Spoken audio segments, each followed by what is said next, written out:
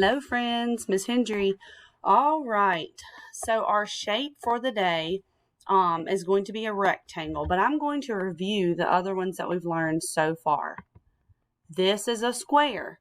It's a blue square. It has 4 equal sides. Some things that could be a square shape are the sides of a box, a gift like you would get for Christmas. Post-it notes can be in the shape of a square, and a side of an ice cube could be in the shape of a square. The other one that we learned was a circle. This is a circle. It goes around and around and around, and it doesn't stop. Some things that we said could be circles in a circle shape were tires or wheels, different types of balls, pizzas, yummy pizzas, and flowers. We also said the sun, the moon. There are lots of circles all around us. This is our shape for today, the rectangle.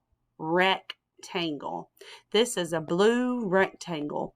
Rectangles have 2 sides that are long and 2 sides that are short. Let's look at some things that are rectangles. All right, so here is our rectangle. Remember, it's got 2 long sides and 2 short sides. It kind of looks like a square, but it's long. It's got a long body. All right, so some things that are rectangles are TVs. Your TV or your computer is a rectangle. Even your tablet is a rectangle. All right, a rug can be a rectangle shape. It has 2 long sides and 2 short sides. Whiteboards and chalkboards can be rectangle shaped with 2 long sides and 2 short sides.